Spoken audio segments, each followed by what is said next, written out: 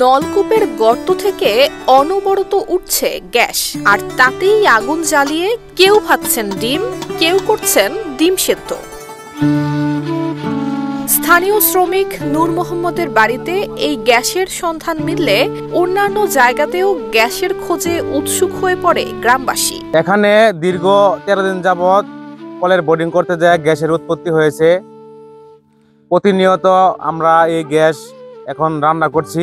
60 থেকে 65 ফিট দূরে গভীর নিচে পানি উঠা বদলে এখানে বুড়বুড় উঠতেছে এবং গ্যাসের সিস্টেম দেখা যাচ্ছে। তারপর তারা চেষ্টা করলো যে একটু ম্যাচ করে দিচ্ছে এবং ম্যাচ দিয়ে পরে এখানে আগুন জ্বলতেছে।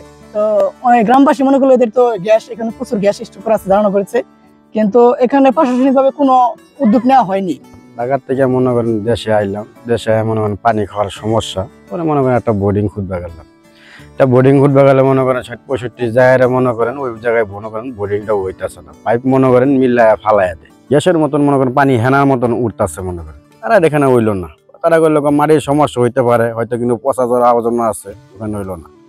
পরে 20 ফুট ছাড়াই করলাম যে তারা আর একটা 20 ফুট ছাড়াই আর একখানে দিয়ে দেন। পরে ওখানে 40 ফুট গেল, ওখানে 40 ফুট যাওয়ার পরে ওখানে ওই একই অবস্থা, পাহাড় পানি।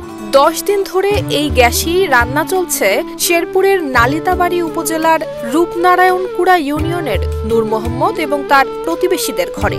আমি সকালে রান্ধি, আমার মামি রান্ধে, প্রতিবেশী সবাই আর কি রান্ধে। 5-6 জন মাসে রান্ধা খাইছিলাম, রান্ধা বেড়ে 5-6 জন মাসে খাই। আমি চাই যে সরকার আয়া দেওক, যে এটার মধ্যে গ্যাস কিনা, কারণ এটা তো বিস্ফোরণ হয়, তাহলে এটা সরকারের জায়গা দিতে হবে। কারণ সরকারের তো আজ কতদিন হইতেছে যে সরকার আয় না বা দেয় না বা লোকজন আয়া কয় না। RICL TMX, যুগের পর যুগ স্থাপনা থাকে মজবুত। তবে মাটির কতটুকু নিচ থেকে আসছে এই গ্যাস তা জানেন না গ্রামবাসীরা। তাই কৌতূহলের পাশাপাশি এই ঘটনায় কিছুটা হলেও আতঙ্কে রয়েছেন তারা। প্রশাসনের দৃষ্টি আকর্ষণ করে দ্রুত এ ব্যাপারে পরীক্ষা নিরীক্ষার দাবি তাদের। আজকে আমরা 12-13 দিন ধরে নতুন করে গ্যাস উৎপাদন হয়েছে, সেখানে আমরা রান্না বান্না করতেছি। কোনো আর কি এমনি সরকারি অনুদানের সুযোগ সুবিধা পাইলে একটা আঙ্গুর ভালো হইতো, এমনি আর কি আঙ্গুর একটু ভয় ভয় লাগে। কি হইতে পারে, এটা কিছুটা হইতে পারে আর কি, যে না হইব যে এটা কোনো কথা না। না, আমার বাবার বয়সে, আমার বয়সে কোনোদিন আমরা এরকম ধরনের ঘটনা ঘটেও নাই, আমরা দেখিও নাই কিংবা শুনিও নাই। জানি না আছে কিনা, এটা কিন্তু আসলে দেখার দরকার ছিল।